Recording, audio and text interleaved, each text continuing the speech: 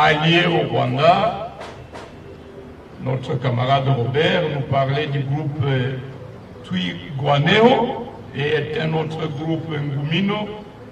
À côté de ça, vous avez une dizaine de groupes Maïmaï, donc la vie est invivable là-bas, ça c'est Sud Kivu.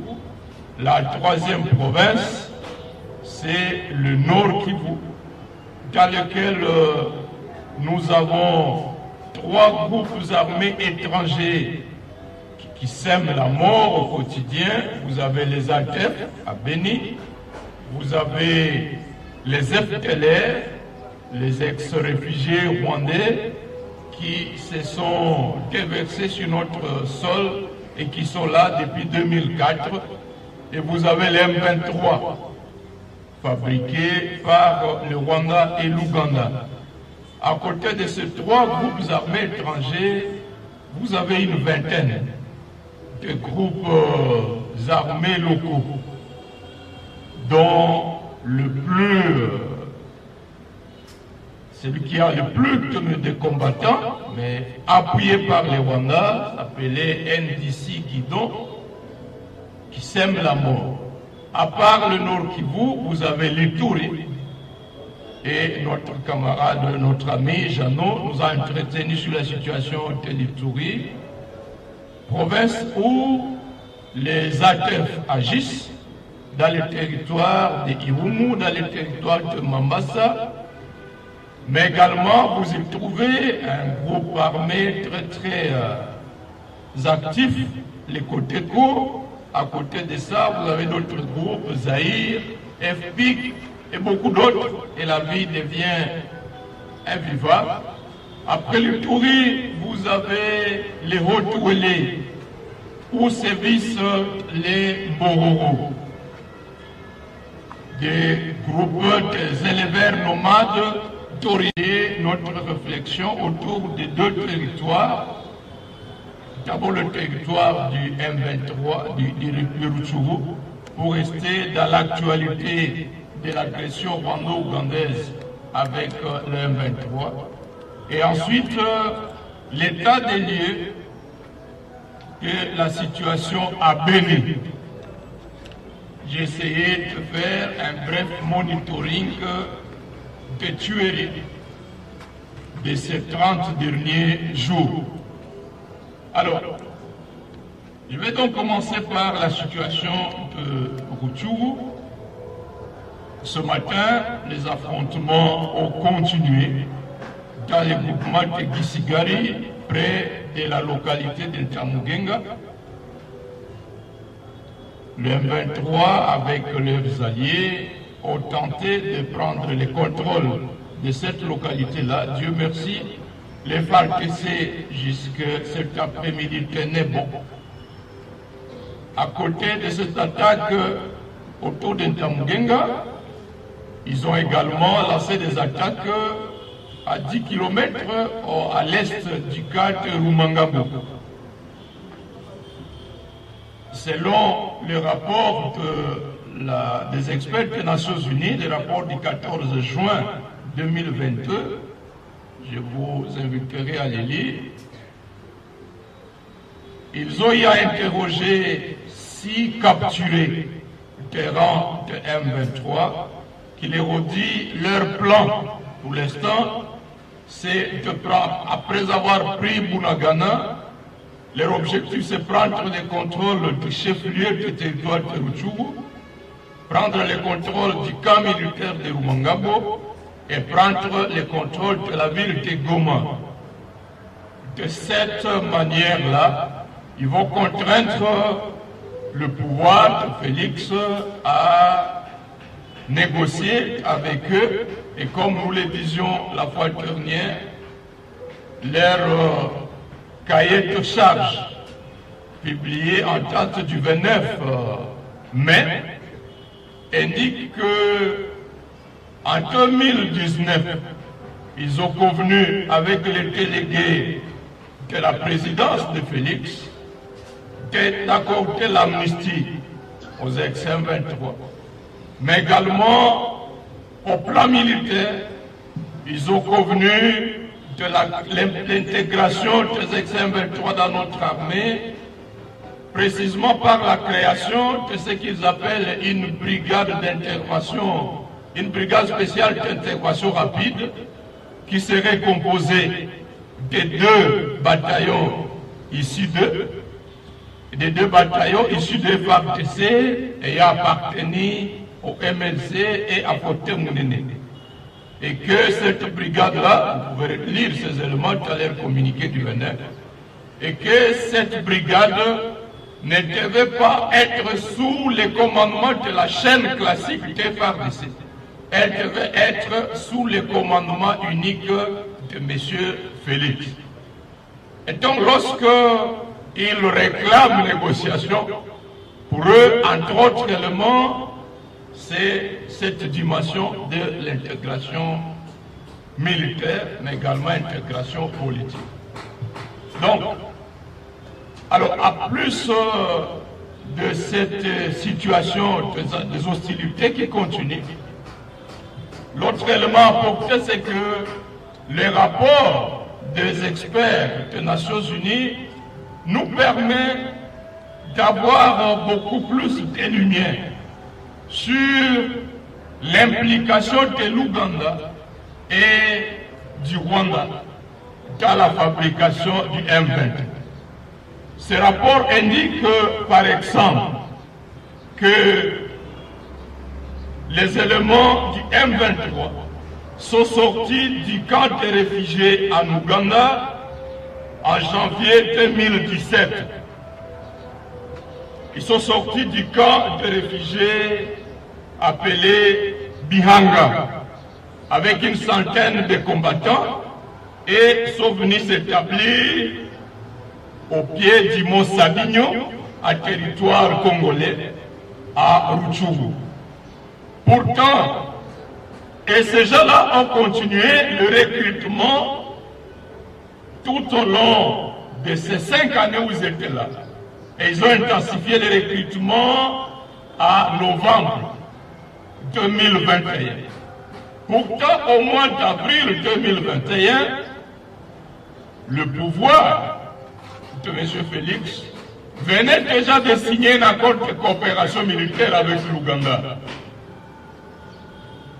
L'accord est venu être complété le 30 novembre pour autoriser le déploiement des troupes ougandaises sur notre sol. Mais déjà à partir du mois d'avril, l'accord avait été signé en vue d'un échange de renseignements, en vue de la constitution d'un centre unique de coordination des informations transfrontalières. Et l'on peut se poser la question de savoir quel est le degré de sincérité de l'Ouganda dans cet accord d'échange de renseignements avec la RDC, lorsque au même moment, les gens du M23 peuvent sortir du camp de réfugiés de Bihanga en Ouganda pour venir s'installer à la frontière avec la RDC, s'organiser et lancer des opérations contre notre pays à partir de ces cas-là. C'est-à-dire que ces accords de coopération, nous ne devons pas être naïfs. Il n'y a que Félix qui peut savoir pourquoi il continue à s'y attacher. À part cet élément que le rapport du groupe d'experts des Nations Unies nous apporte, le rapport indique également que les accusations de la présence des militaires rwandais dans ces camps des éléments du M23 à la frontière entre le Rwanda, l'Ouganda et la RDC, ces informations-là ont été confirmées. Le groupe d'experts dit par exemple que les forces armées, les forces de sécurité de la RDC ont signalé la présence d'individus portant des uniformes de la force de défense rwandaise, RDF, dans le cas du M23 situé en RDC. Ceci a été confirmé par des images aériennes et des preuves photographiques. Ils ont donc pu accéder à des preuves photographiques et des images aériennes qui ont confirmé la présence des éléments de l'armée rwandaise dans ces camps du M23. Ces camps constitués par des éléments venus du camp de réfugiés de Bianga à Nuganda. Enfin, au sujet de la situation à Rutshuru, l'opinion continue à réfléchir, à se poser des questions autour de la fameuse force régionale.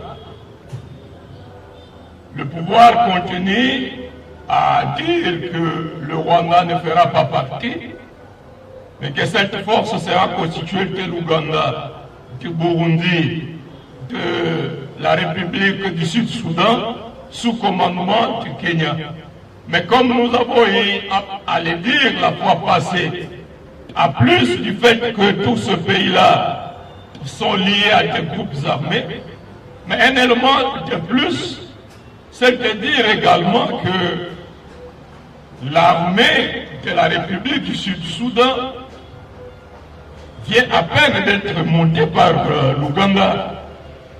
La balkanisation du Soudan est une initiative pilotée par l'Ouganda avec des multinationales. Donc on ne peut pas se faire l'illusion que l'armée sud-soudanaise dispose d'une marge d'autonomie en dehors du commandement des officiers ougandais. Mais également l'Ouganda qui est en coopération militaire avec le Rwanda par le truchement du fils de Museveni et dont la preuve de son implication dans le montage du M23 est documentée par le groupe d'experts des Nations Unies et son implication dans la chute de Bunagana. Donc on ne devrait pas se faire d'illusions sur cette force régionale, quoi la position que nous avons continué à marteler et que le président élu a tenu lors de la marche du samedi, qui a été relayée dans toute l'échelle, maintient ce pesato et nous devrions continuer à lutter plutôt pour une solution à travers les FARDC. Voilà donc brièvement ce que je pouvais partager autour de la situation de Rutshuru, Nyiragongo, de cette agression du Rwanda-Ouganda sous couvert du M23.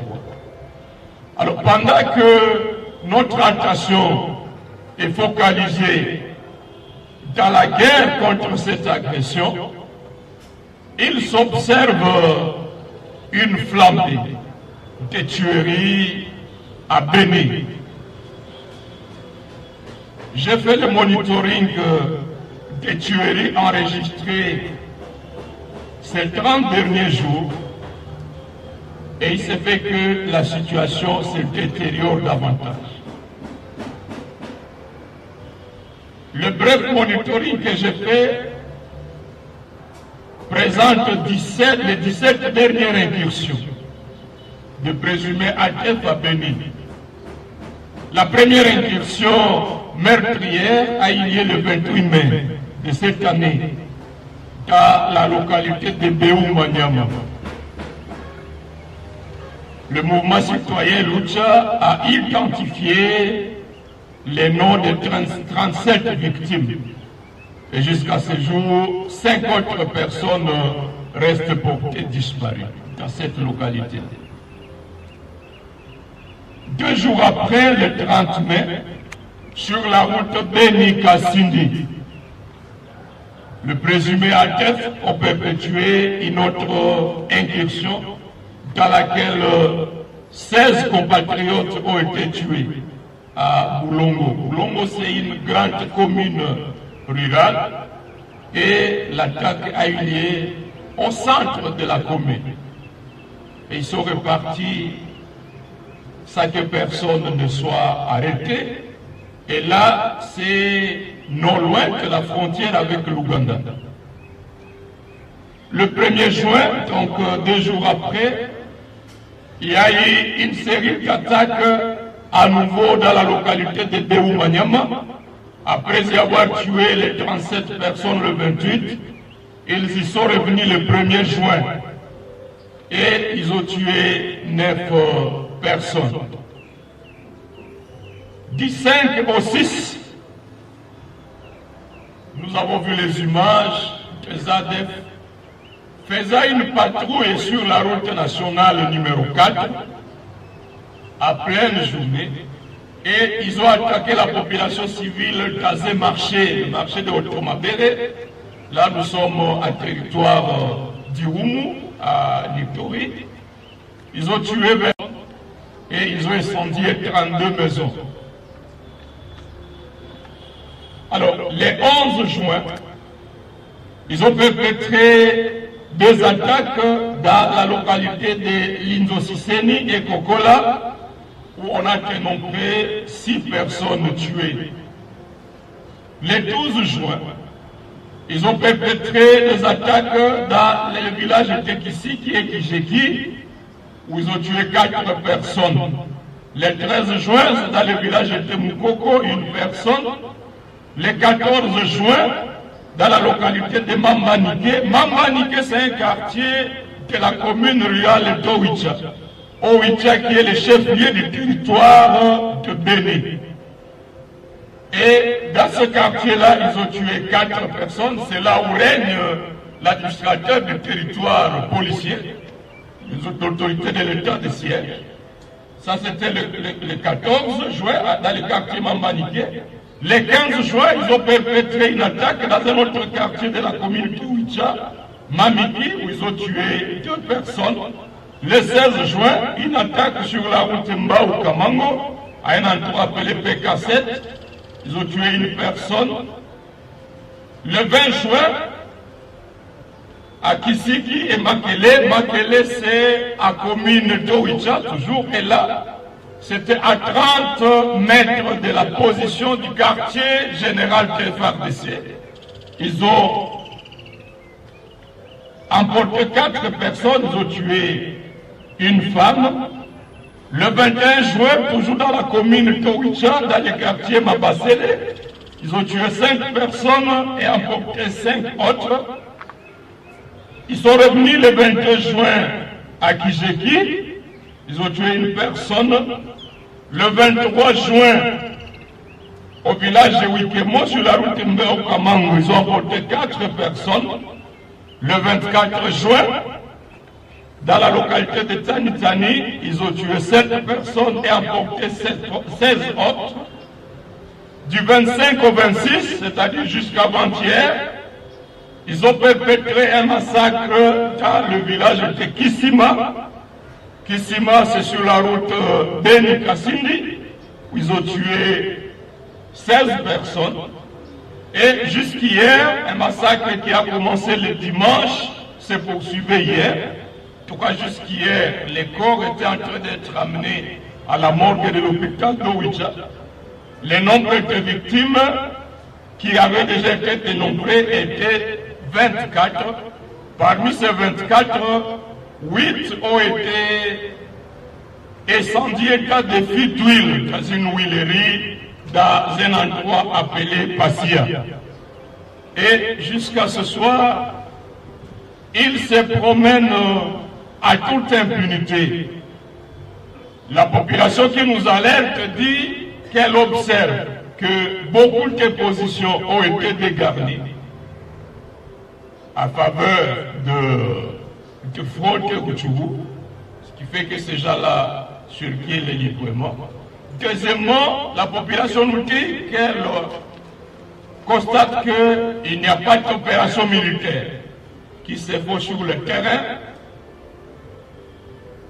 Les renseignements indiquent qu'il y a conflit entre la coordination des opérations conjointes et l'état de siège. L'état de siège qui estime que la coordination est là pour empiéter sur ses compétences. Également, les militaires retrouvés ça sur le terrain disent qu'ils n'ont pas de moyens pris à charge et autres. Donc la population se retrouve comme complètement abandonnée et on se pose la question de savoir qu'est-ce qui va advenir Est-ce que le fait de délaisser cette situation-là n'est pas quelque chose qui participerait à un plan qui va nous faire assister dans les jours prochains à une pseudo-rébellion qui peut naître dans ce coin-là, parce que la population se sent abandonnée, et en même temps que dans la partie Rutshuru Goma, le 23 fait ses avancées, et finalement, si la zone également de Uvira, Fizi, la situation continue à se détériorer, de même qu'à Bunia, nous risquons de nous retrouver dans une situation pas très différente de celle à laquelle nous avons assisté, nous avons vécu les années 98-2003. Donc la situation, elle est celle-là dans les deux zones. J'ai tenu donc à vous présenter ces éléments pour qu'ensemble, nous puissions échanger de réflexions et savoir comment nous pouvons nous y prendre. Je vous remercie.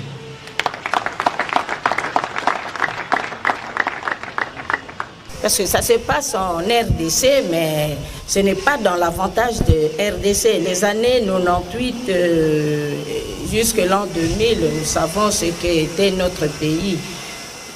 C'était une guerre généralisée et les villes étaient tombées dans les mains des agresseurs. Alors aujourd'hui, toutes ces manœuvres, à qui elles profitent?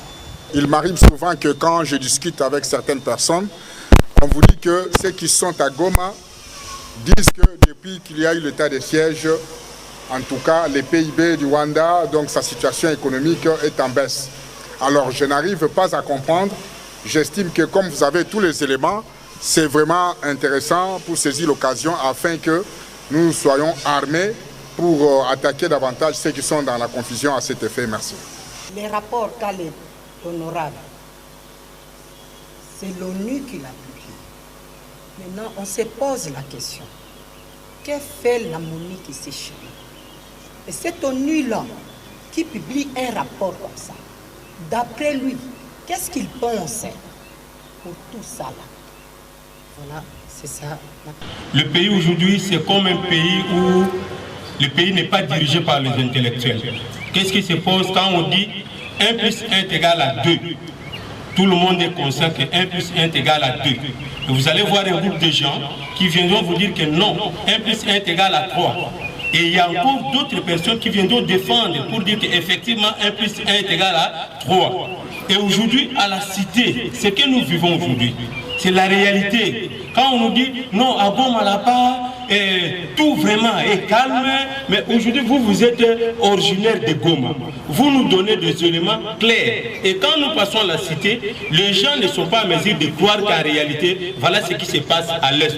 Est-ce que nous ne pouvons pas demander, comme la fois passée l'objectif Moussa avait demandé, est-ce qu'il n'y a pas moyen de passer dans des médias? Parce qu'il y a des médias qui sont contre nous. Moi, je pense encore le temps où nous étions encore avec l'honorable Charlotte, qu'est-ce qui s'est passé au Parti du peuple? Elle peut faire l'interview. Elle fait l'interview, elle donne l'argent. Mais après certain temps, vous allez voir que l'interview ne passait pas dans des différents chaînes. Et nous avons changé même le système. Qu'est-ce qu'on faisait avec les journalistes? On fait l'interview. 2, 3, 4 personnes vous appellent. Ah, Rifin, nous avons vu l'honorable Charlotte passer à telle chaîne. À ce moment-là, vous donnez l'information à l'honorable. L'honorable vous appelle. Il vous donne l'argent pour donner maintenant aux journalistes. Parce qu'on avait remarqué qu'ils sont là en train de prendre notre argent. Même ici, il y a des journalistes qui nous arrivent au niveau du parti. Ils récupèrent l'argent. Je voudrais commencer par la préoccupation de Mwanamboka Rifin. La population n'est pas informée. Alors cela procède d'une politique volontairement montée par ceux qui sont au pouvoir. Je me rappelle toujours en 2011, lors du congrès de l'ECD que nous avons tenu à Chaouma, Lorsque la parole m'a été accordée, j'ai décrit la situation sécuritaire dans les différents territoires du Nord Kivu. Un camarade s'est levé et m'a posé deux questions qui m'ont embarrassé. La première, il m'a dit, camarade Jean-Baptiste, est-ce que ce que tu dis là est vrai?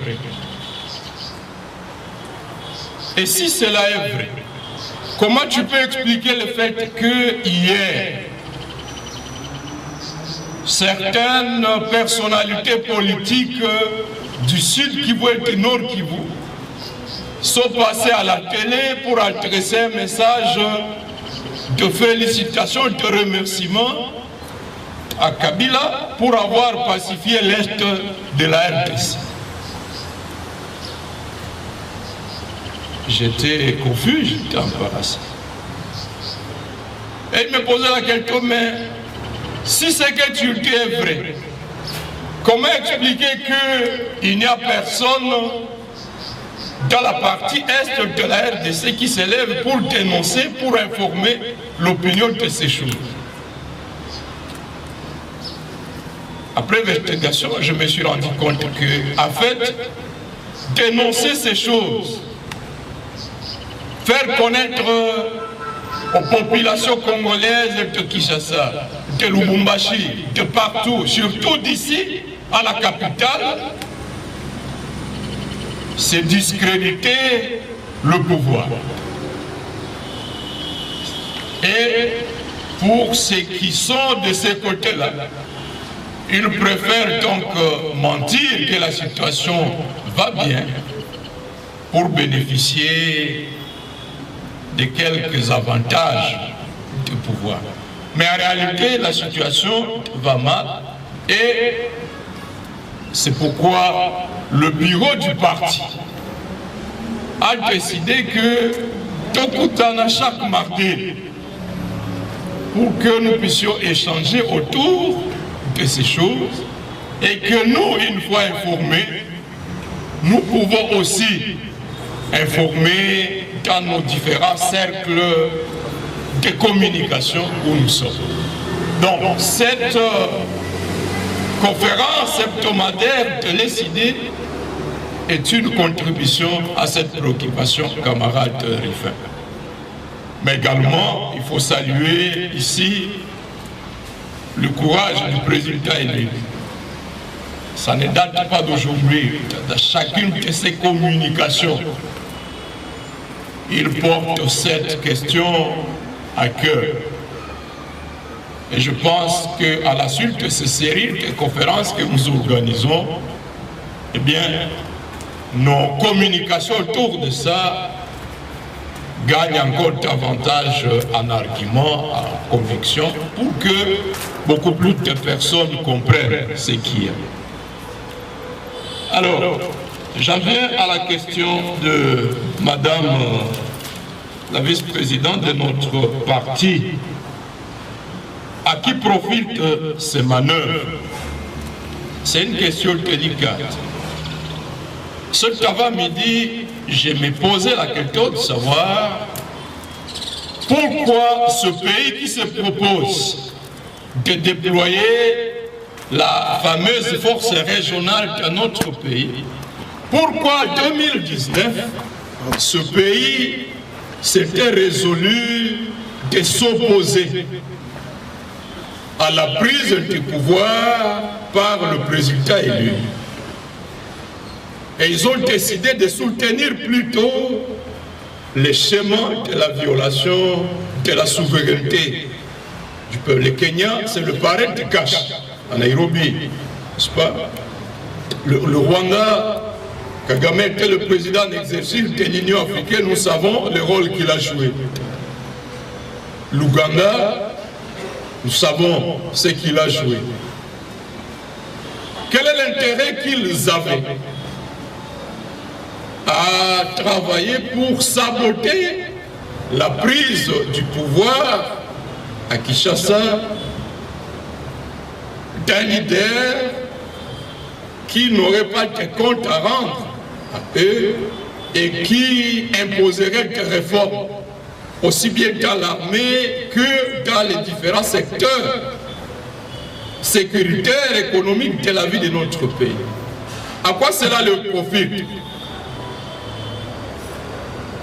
Ils ont toujours cru que leur prospérité, que la prospérité de l'Ouganda, du Rwanda, du Kenya, de la Tanzanie, dépend du maintien de la crise à l'est de la RDC.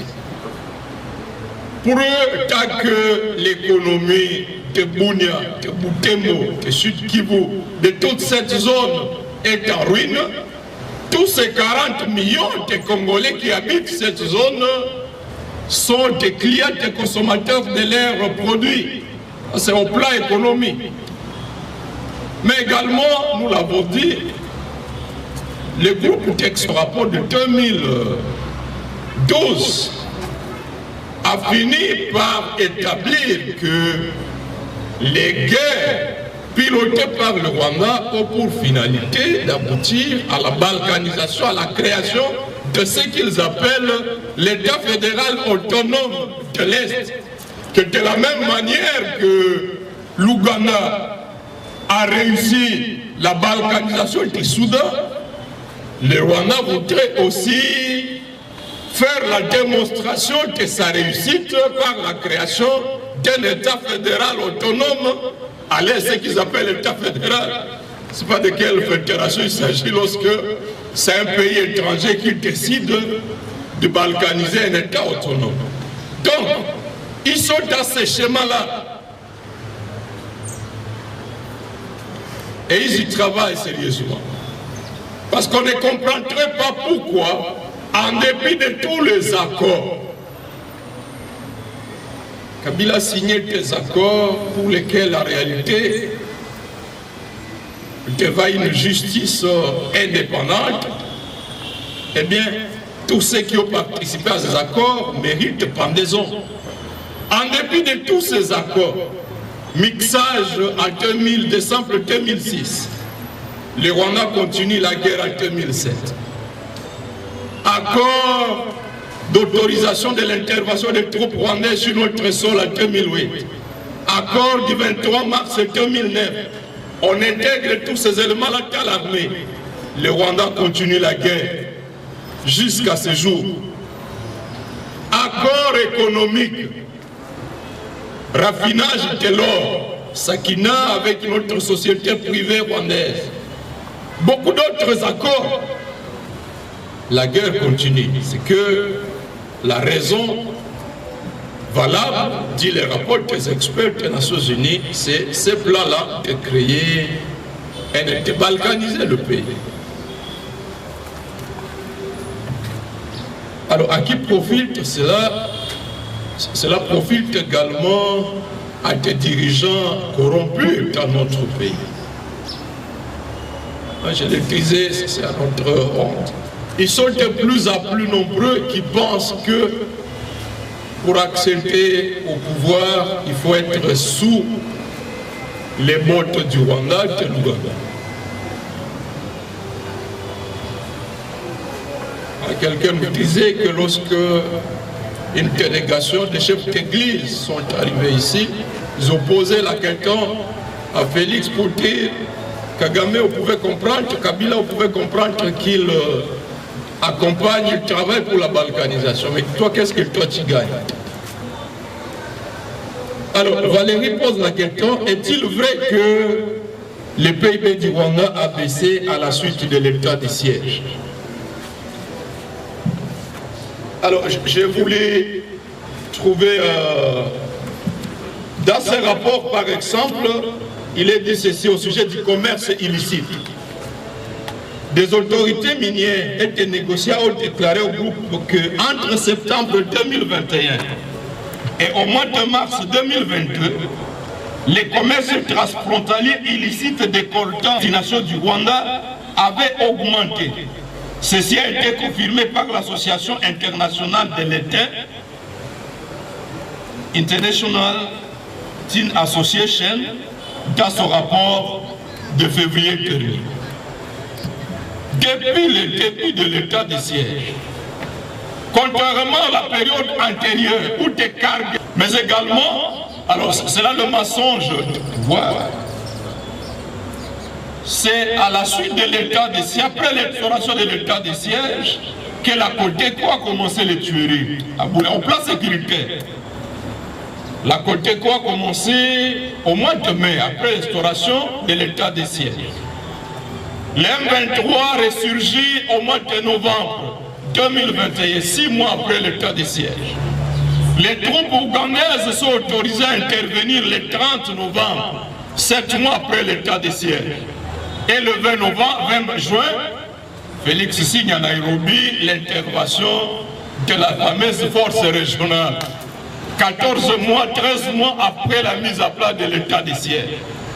Donc, sur tout le plat, camarades, l'état de siège, le seul mérite de l'état de siège, disait hier, je parlais avec les militants de la Lucha Beni, c'est qu'on peut tuer. Les statistiques que je vous ai données là, c'est 161 civils tués à 30 jours, avec 29 portés disparus, ça donne 190. Donc on peut tuer 190 personnes. Et même à Beni, les populations sont interdites d'organiser le deuil. C'est là le seul mérite de l'état de siège. C'est-à-dire garder silence et laisser les tueries continuer paisiblement. Et personne n'a parlé. Je suivi à la suite de la dernière tuerie de 24 personnes ici, l'acte militaire de Beni a lancé un communiqué que toute personne qui va tenir un discours dans les médias pour critiquer l'action des forces de défense et de sécurité, l'état de siège va les traquer. Alors, par contre, il faut mener l'enquête sur l'enrichissement des animateurs de l'état de siège.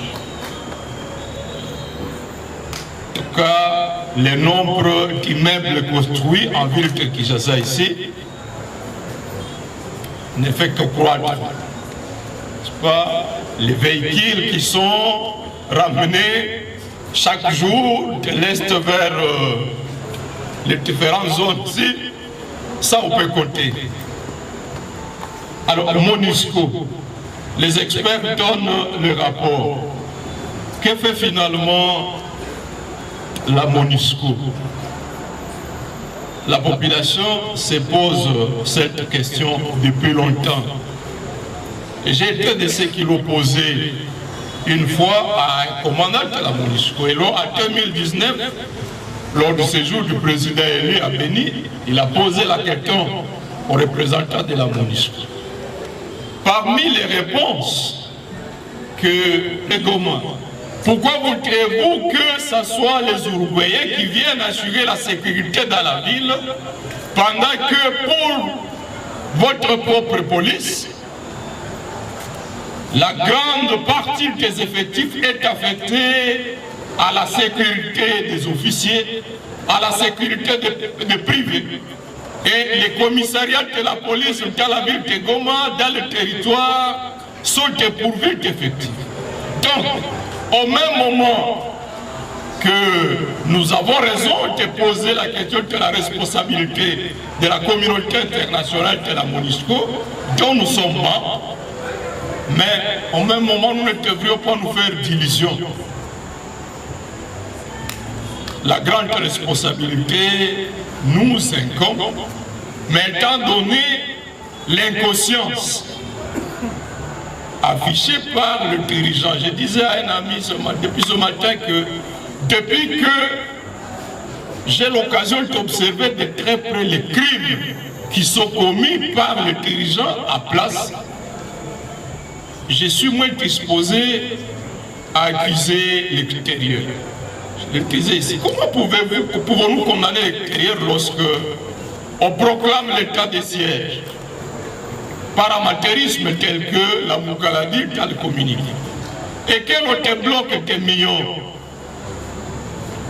après avoir constaté que la MONUSCO s'interdit par exemple de donner des informations Lorsque dans les rangs des ADF, il y a des femmes et des enfants, on comprend donc la nécessité de disposer de nos propres moyens de renseignement, des drones.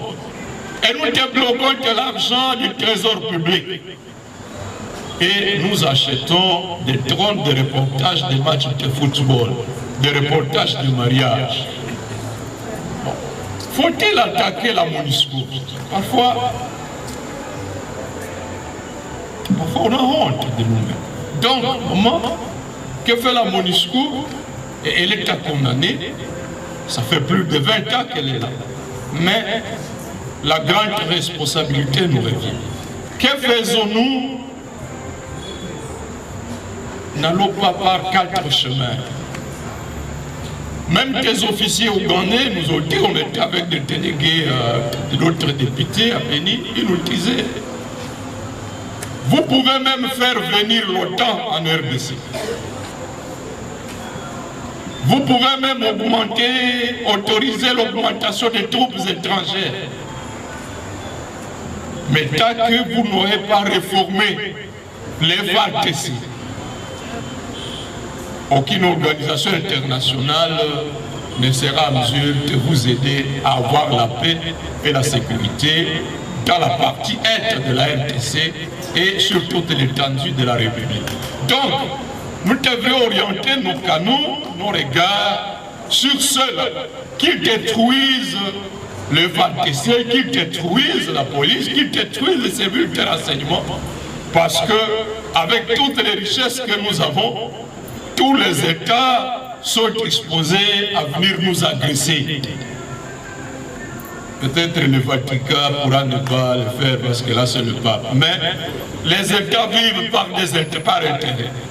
Tant que nous n'aurons pas monté notre propre armée, on a attrapé des voitures de la MONUSCO dans lesquelles il y avait des cargaisons de minéraux. Donc, ils ne sont pas là pour une œuvre d'évangélisation, comme vous avez dit. Mais c'est à nous de voir comment nous accordons la priorité des priorités dans la construction d'une armée. Et cela ne peut se faire que par un pouvoir souverain, issu du souverain, un pouvoir qui veut assurer la souveraineté du Congo. Dans les cas contraires, on ne saurait rien attendre de pays étrangers. Merci.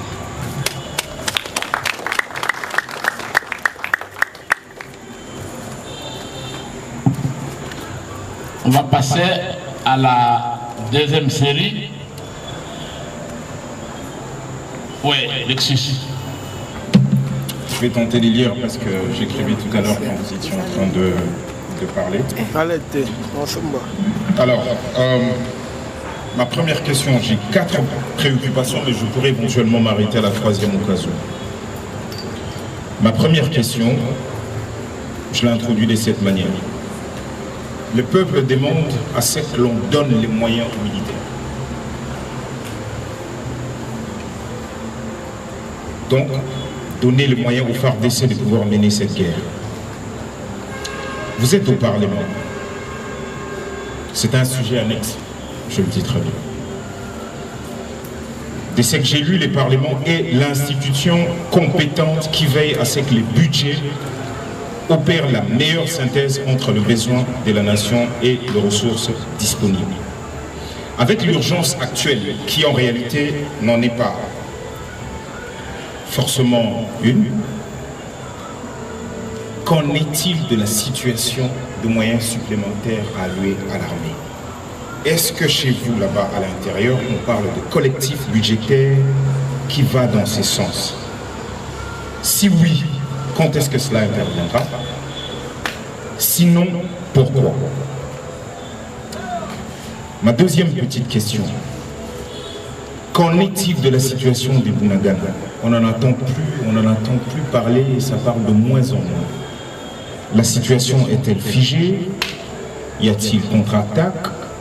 Ou c'est bon, on a accepté? Quand je dis on, c'est-à-dire ceux qui dirigent, se disent que c'est bon, c'est fait et c'est parti. Ma troisième petite préoccupation, les peuples parlent de répondre vigoureusement à cette agression. Le gouvernement semble, je dis bien semble, reconnaître l'agression et aurait, je mets ça au conditionnel, étiqueté le M23 comme groupe terroriste.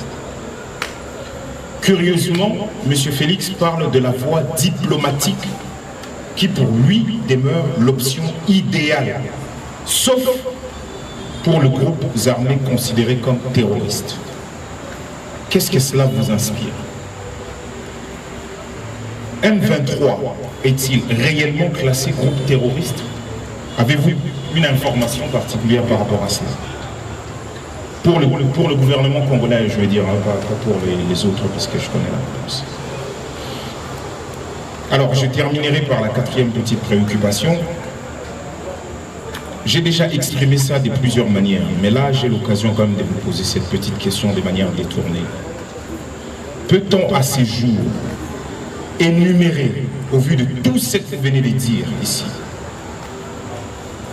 peut-on à ces jours énumérer un certain nombre de décisions qui, si elles ne sont pas prises, prouveraient à la face du monde, parce que nous sommes déjà convaincus de cela, mais prouveraient à la face du monde que les dirigeants actuels du pays sont en train d'accompagner la balkanisation de ce pays.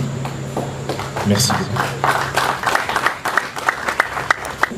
Quels sont les mécanismes qu'il faut prendre pour que la guerre finisse dans l'Est?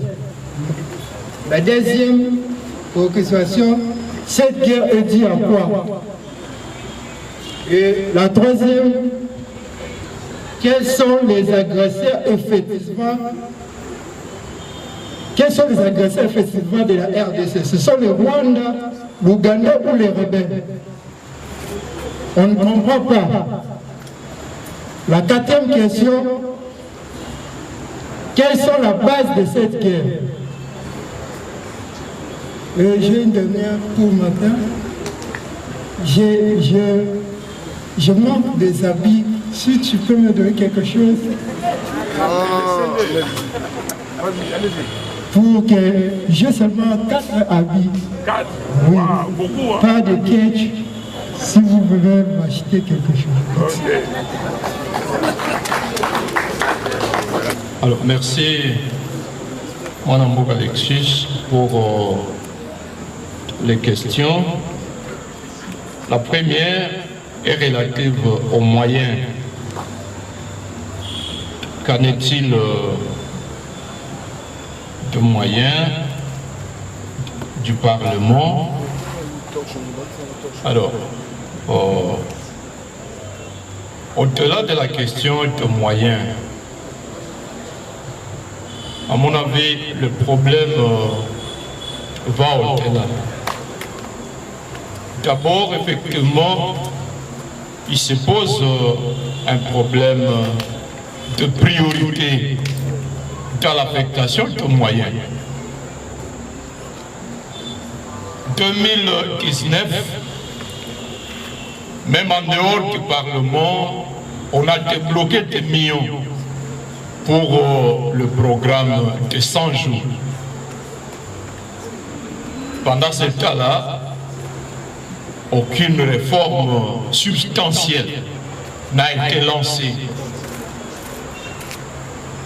dans le sens de la montée en puissance de nos forces de défense et de sécurité. C'est seulement à la fin de 2019, 31 octobre, que Félix lance une opération spectacle appelée opération Grande Envergure. Mais 2 mois après, on se rend compte que les militaires manquent de tout sur le terrain. J'ai eu l'occasion de faire le tour de différentes collectivités, dans les Bachou, dans les Rwenzori, où je me rendais compte que les conditions étaient extrêmement chaotiques. Et donc, même les moyens qui ont été débloqués là, ont été consommés ailleurs, sans parvenir effectivement aux éléments qui sont sur le terrain. En faisant le tour, par exemple, je l'ai disais ici dans un exposé l'année passée, non, le mois passé, j'étais à Kamango. Vous trouvez que les commandements traitent des unités à mutualisation avec une armée étrangère. Un commandant n'a même pas une jeep. Mais la priorité va consister à distribuer des jeeps aux députés et sénateurs.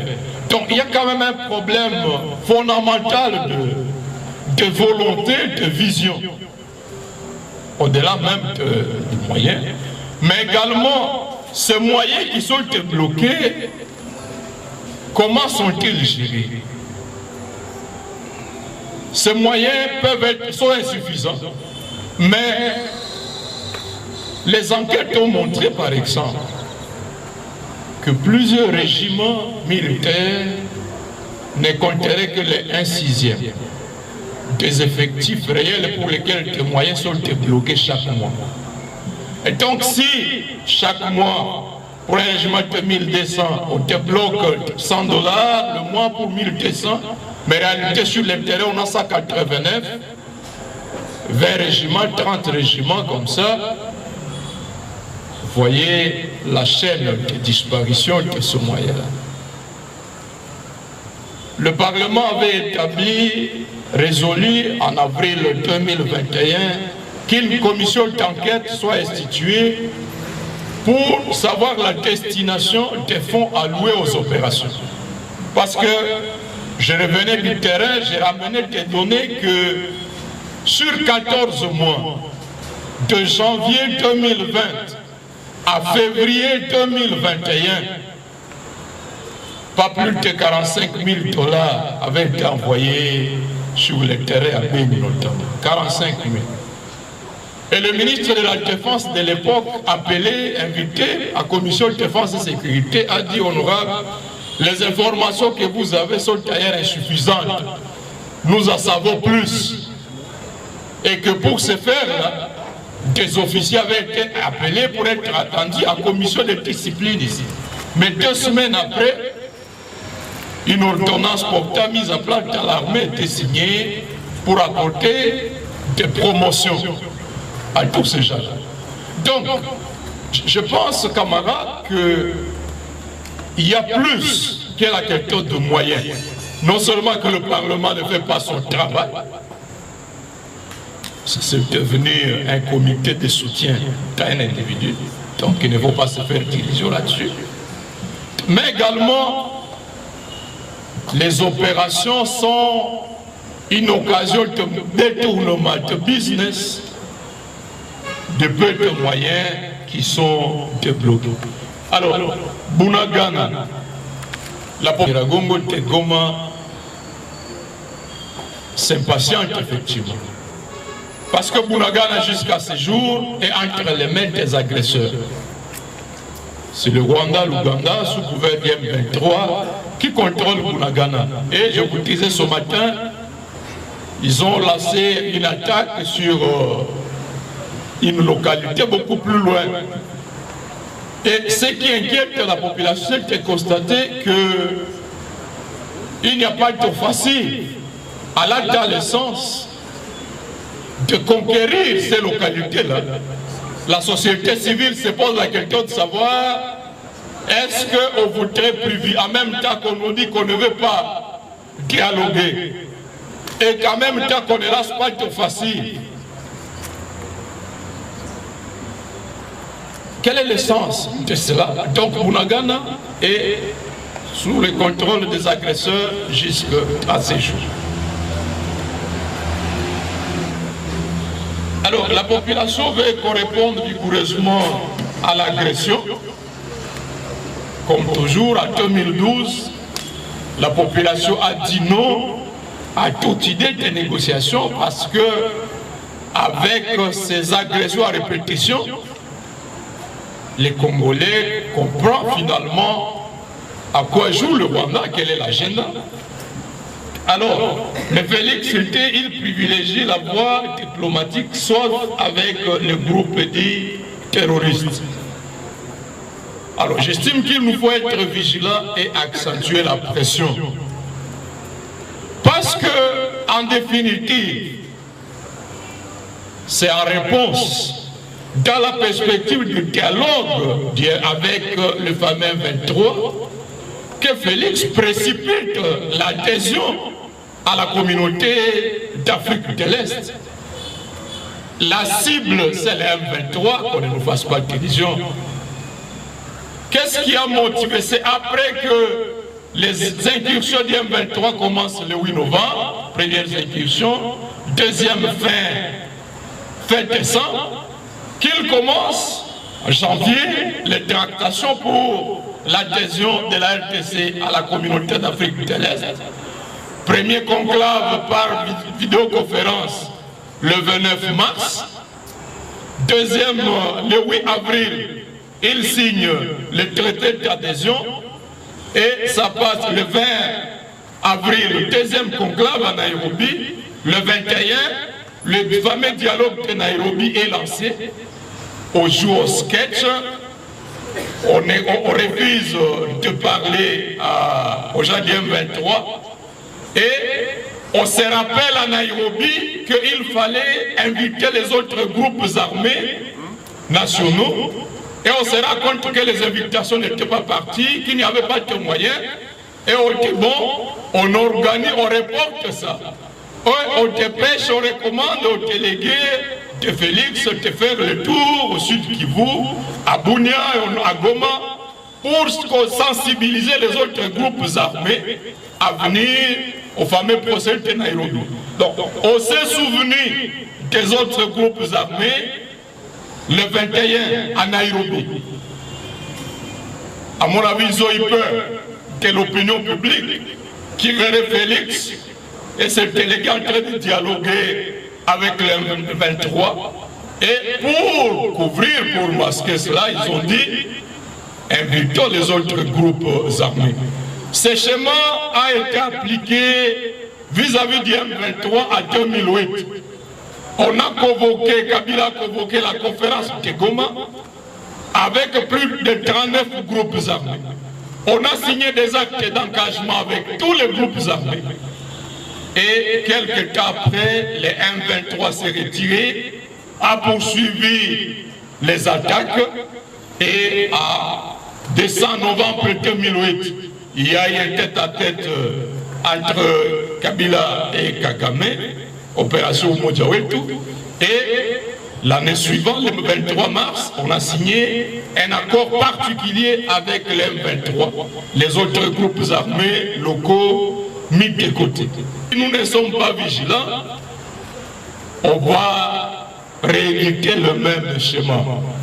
Pour flouer l'opinion, on tient un discours de fermeté apparente, mais au même moment, sur le terrain, on ne prend pas assez d'initiatives pour neutraliser l'agression.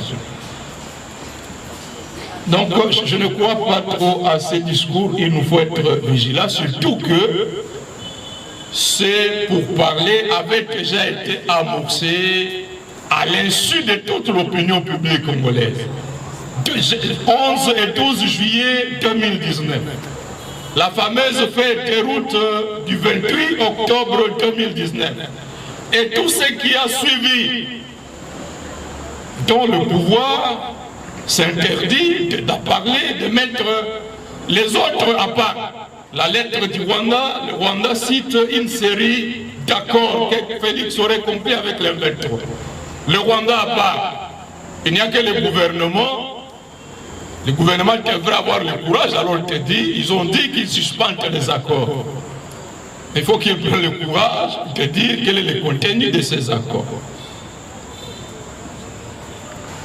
Je ne saurais pas donner à cet élément, chers camarades, mais je voudrais donner un seul élément. Sous Kabila, la stratégie a consisté à relever tout officier militaire qui se montrait vaillant dans la guerre contre l'agresseur. Mbunza Mabé, en 2004, fameux colonel Kassikila à Rutshuru, il était sur le point de démanteler les CNDP à l'époque. D'autres officiers dans le Massissi à Beni, à chaque fois que des officiers patriotes étaient sur le point d'anéantir le CNTP, ces officiers ont été rappelés de la partie Est pour venir être mis en dispo ici à Kinshasa. Ça fonctionne pendant beaucoup d'années. Et à leur place, on a donné les commandements à ceux-là qui étaient mixés, à ceux-là qui étaient brassés. Et la société civile, Terucho disait, au lieu de recourir à la fameuse force régionale de Burundi, de Kenya, de Sud-Soudanais, qu'on nous donne la preuve de la bonne volonté en désignant ces officiers-là qui ont été rappelés sous Kabila, à les ramener sur le terrain pour prendre le contrôle, le commandement des opérations. Ce serait une preuve qu'il y a une volonté réelle d'en finir. Dans le cas contraire, eh bien, il faudrait continuer à douter de cette volonté-là. Mais également, étant donné que l'agression est établie, le président a posé la question dans l'interview du samedi, pourquoi maintenir les relations diplomatiques avec un pays qui nous agresse? Le minimum serait de renvoyer l'ambassadeur. Qu'est-ce qui empêche au pouvoir de le faire? Est-ce qu'ils en ont le pouvoir? Enfin, le camarade a posé une série de questions. Il a dit le mécanisme pour mettre fin à la guerre. Alors je pense qu'à côté de la dimension militaire de cette guerre, il y a d'abord la dimension politique de cette guerre. Et la dimension sécuritaire est une conséquence. Lorsque le Rwanda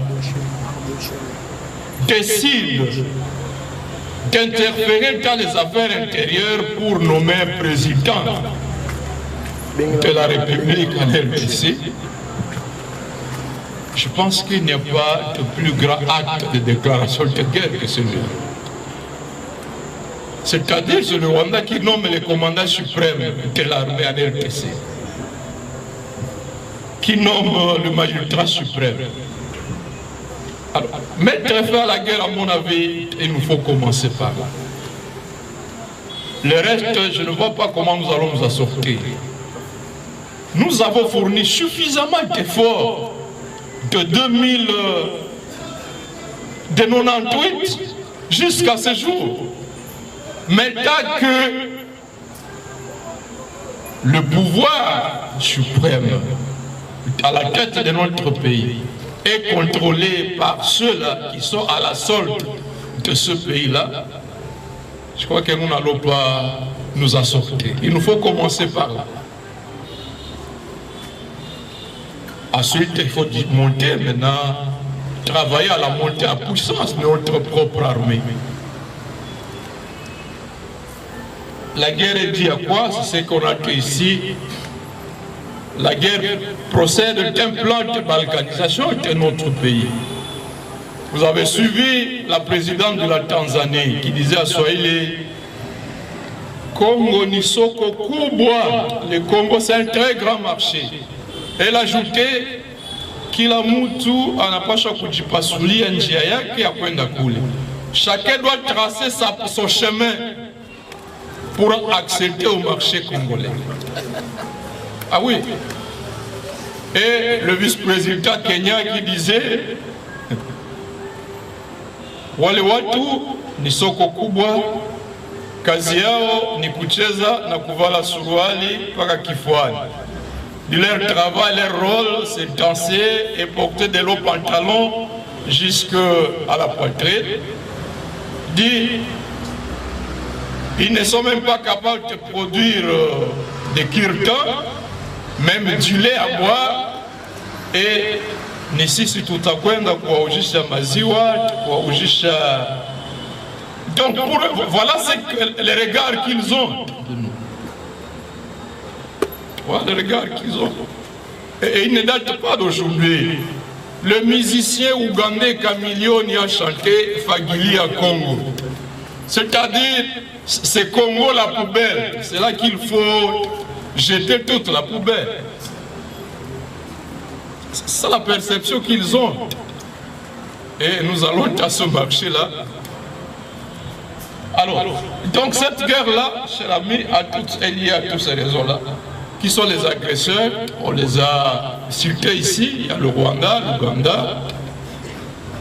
Il y a des multinationales qui sont derrière eux. Mais ces agresseurs ont des porteurs de l'agression. Il faut lire un bon livre, la RDC face au complot de balkanisation. Le président a une copie de ces livres-là. Je pense qu'on doit avoir donné une copie de ces livres au secrétariat de notre parti là. Et là, vous allez trouver suffisamment d'éléments autour des acteurs, des porteurs de ce plan de balkanisation. Raison de la guerre, on en a parlé. Je voudrais terminer en partageant peut-être une réflexion que je faisais ce matin autour de l'aggravation de la situation pendant ces 4 ans sous Tshilombo. Et j'ai constaté que de janvier 2019 jusqu'au 31 octobre 2019, les ADF étaient en train d'égorger à toute impunité libre. Et c'est seulement pendant ce temps-là, ils étaient dans les tractations de mise en place de leur gouvernement FCC-CACH. Donc le pays est gouverné et la situation sécuritaire à l'Est se détériore davantage. Il lance une opération Trompe-Œil le 31 octobre et 2 mois après, la situation s'empire. Les ADF étendent les rayons, le nombre de victimes tuées passe à 2019. Le baromètre sécuritaire dit qu'il va avoir élevé le nombre de 1070 tués. À 2020, il a donné les statistiques de 1569, c'est-à-dire un accroissement de 500 tués, plus de 50%. 2020, la situation est abandonnée, la population est abandonnée. Pendant ce cas-là, la priorité de Félix, c'est la cacophonie, FCC-CACH, le contrôle de la Cour constitutionnelle, jusqu'à la création de l'Union sacrée, décembre 2020, mise en place de leur gouvernement, jusqu'au 26 avril 2021. Donc, du 31 octobre 2019 jusqu'à avril 2021, les populations sont abandonnées. C'est une querelle de disputes internes entre les 2 usurpateurs du pouvoir issus des élections de 2019. Et c'est après la mise à plat de leur gouvernement, l'Union sacrée d'avril, qu'ils décident de l'instauration de l'état de siège, non planifié. Et on en a parlé. Et la situation se détériore. Déjà à la fin du mois de mai, à Tchabi, plus de 100 morts. Le nombre de personnes tuées augmente. Le monitoring que j'ai fait pour 2021 donnait plus de 2260 personnes tuées. La situation est abandonnée. Il a lancé une opération juste pour tromper l'opinion. En réalité, sur le terrain, il n'y a rien. Ce sont les 2 grandes décisions qu'il a prises de spectacle. Mais sur le terrain, la situation est délaissée. Et 7 ou 6 mois après, pendant que la pression monte, ça et là, pour masquer une fois de plus l'opinion, maintenant il chante, comme il a dit que l'état de siège, c'était la dernière cartouche. Il recourt désormais, il commence une série de mesures de recours aux forces extérieures. 30 novembre, opération avec les Ougandais. En décembre, déploiement des unités de la police rwandaise. C'est la population de Goma qui s'y oppose. 20 novembre, il parle de déploiement de la force régionale. Bref, il faut constater qu'il y a longtemps qu'il est arrivé à bout de toute initiative. Il y a longtemps, et les agresseurs le savent, les contactent. C'est pourquoi le risque est trop grand si nous ne réfléchissons pas pour savoir comment, à terme de mobilisation populaire, nous barrons la route au plan de balkanisation. Les agresseurs qui l'ont mis au pouvoir, qui savent les lits, qui les contrôlent, risquent de penser qu'il est temps de passer à une étape beaucoup plus avancée de la mise en œuvre de leur plan. Merci. Merci, honorable. On va prendre une seule question. Madame la secrétaire générale adjointe. Ah, ok, on prendra deux.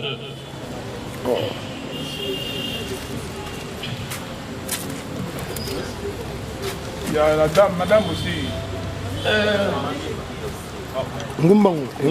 Merci beaucoup, secrétaire général, pour la parole. Moi, je vais parler par rapport à la communication institutionnelle. Nous savons bien que nous avons la RTNC, qui est la chaîne nationale, qui a le devoir de porter à la connaissance du public et de toute la population de tout ce qui se passe dans le pays. Mais qu'en est-il de la RTNC et son ministre? Jusque-là, il ne donne pas les informations de tout ce qui se passe à l'Est, de tous les massacres. Alors que nous voyons, avec la guerre de l'Ukraine, la France 24 donne les informations chaque jour de tout ce qui se passe là-bas. Mais alors, pour notre pays, qu'en est-il du ministre de Communication, de la RTNC qui est censé donner toutes ces informations à la population? Merci. Merci, CG de la parole. Dans un combat ou dans un match, il faut observer la technique de l'adversaire. Ici, nous avons un adversaire qui a une technique qu'on appelle Bwenge. Ça veut dire la ruse, le mensonge.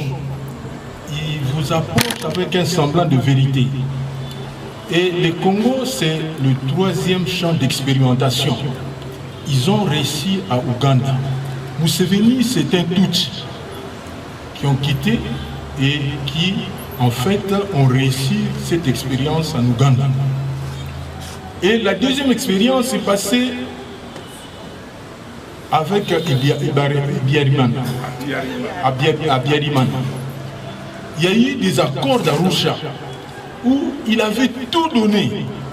Mais à la dernière minute, ils sont passés à la vitesse supérieure.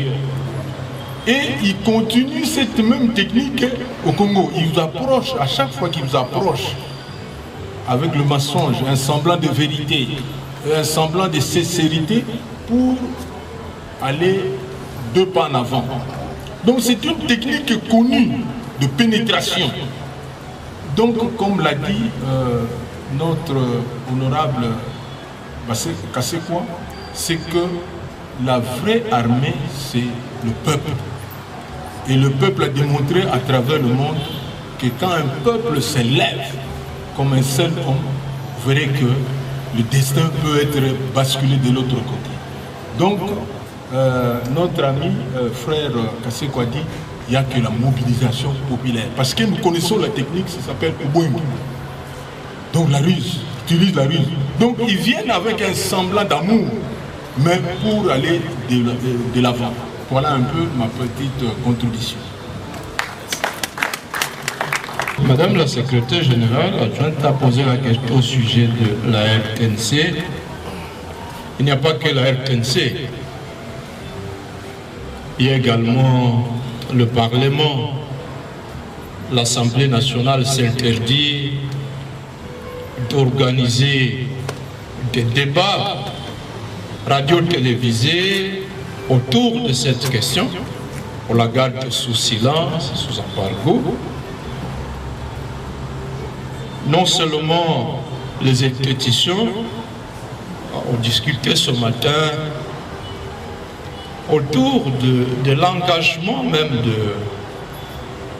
des députés et sénateurs, ne serait-ce que pour partager les informations autour de la situation.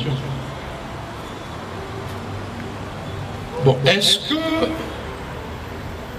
qu'ils ont intérêt à ce que la population soit informée de ce qui se passe? Non. Ils préfèrent plutôt maintenir la population dans l'ignorance, dans la sous-information.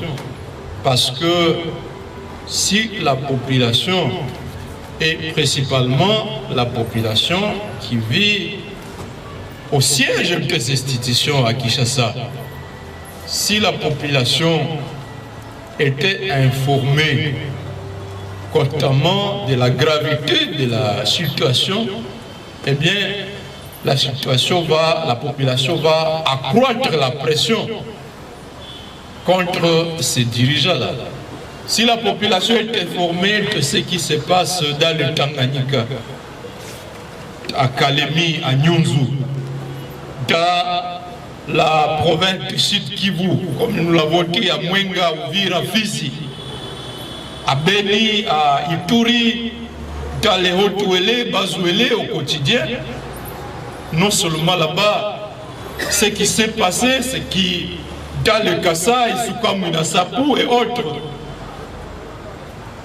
si la population est informée régulièrement, elle va accroître la pression. Alors la question, c'est de savoir comment nous devons faire pour contourner cet embargo que le pouvoir instaure pour empêcher la population d'être informée. Avant que l'état de siège ne soit instauré, tout est parti d'une campagne de mobilisation lancée par la société civile de Beni et de Lubero, de Boutemo. Ils avaient décrété 3 semaines de journée ville morte. À côté d'eux, ce sont des élèves qui avaient décrété une campagne de sit-in devant la mairie de Beni et c'était relayé par France 24, différentes chaînes RFI. Et à côté de cela, c'était des mamans qui avaient amorcé une série de marches et l'opinion était de plus en plus alertée. La société civile de Goma et de Bukavu a relayé ça en lançant une série de journées ville mortes pour étouffer ça dans l'œuf.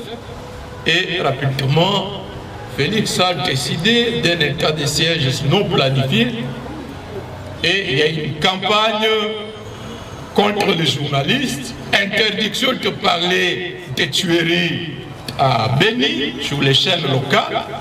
Donc le pouvoir travaille pour cacher les formations. Ils ont pris notre mesure, c'est interdire aux populations d'aller récupérer les corps des membres de leur famille pour venir les enterrer à Oicha ou à Beni. On interdit l'accès parce que à chaque fois que les corps arrivent à Beni, à Oicha, c'est toute l'opinion qui est mobilisée, des images qui sont partagées. Ils craignent que cela ne provoque un soulèvement de la population. Et stratégie, il faut empêcher aux jeunes gens d'aller récupérer les corps, il faut laisser que les corps pourrissent là. Donc, c'est une stratégie, c'est une politique, c'est leur façon de gérer cette guerre-là, priver la population de l'information.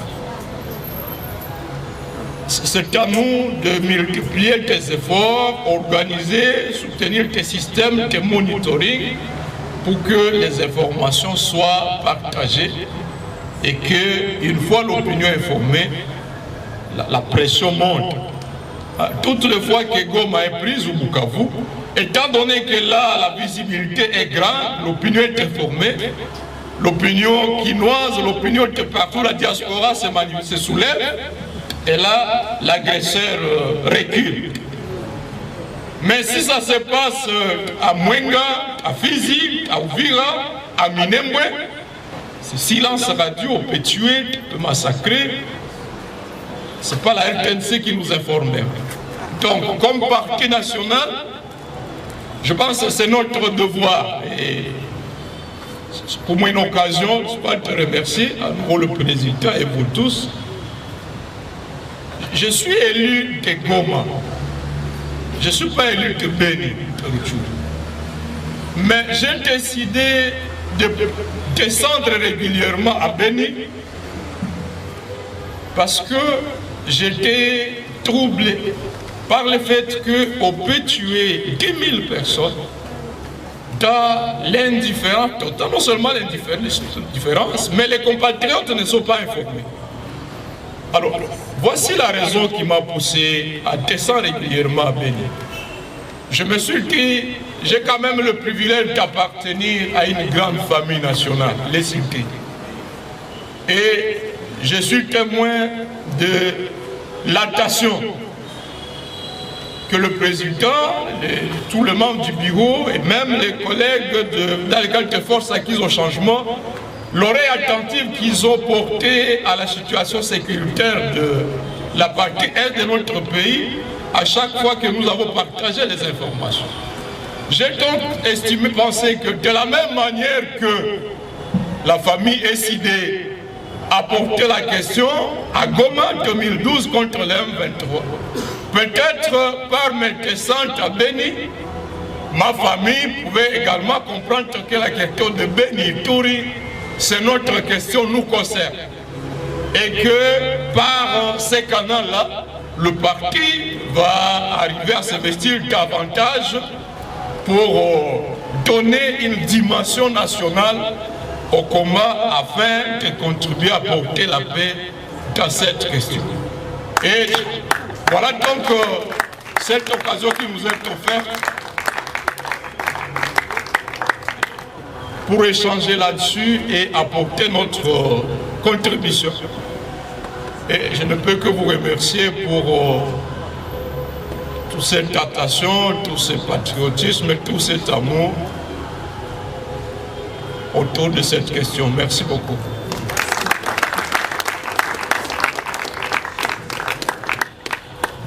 Merci, honorable Jean-Baptiste Kassekwa, pour la clarté de réponse apportée aux préoccupations des camarades. Nous venons de comprendre que le problème de notre pays se situe à 3 niveaux. Premièrement, les ambitions hégémoniques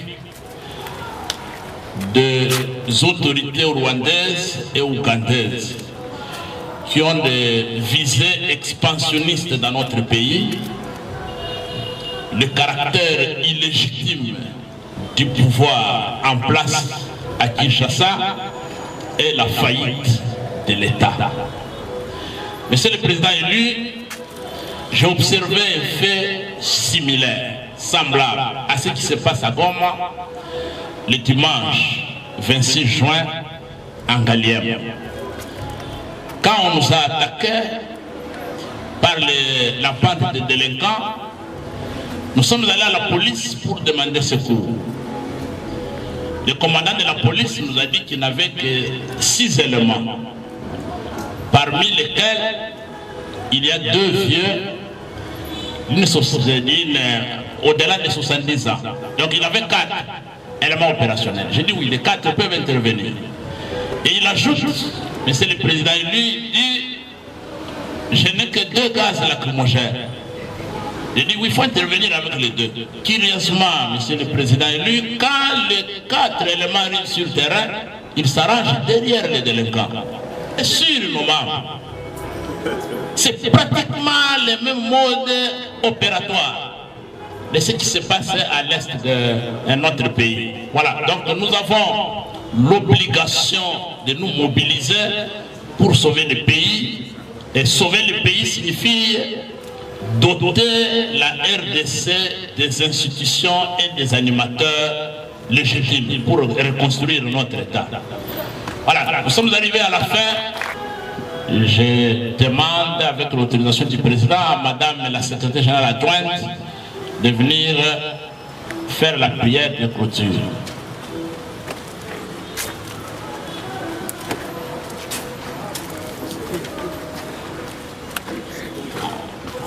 Prions Dieu notre Père et disons merci. Merci pour ces moments que nous venons de passer ensemble. Nous remettons le retour de tout un chacun de nous entre tes mains saintes. Nous avons l'assurance que tu vas assurer notre sécurité.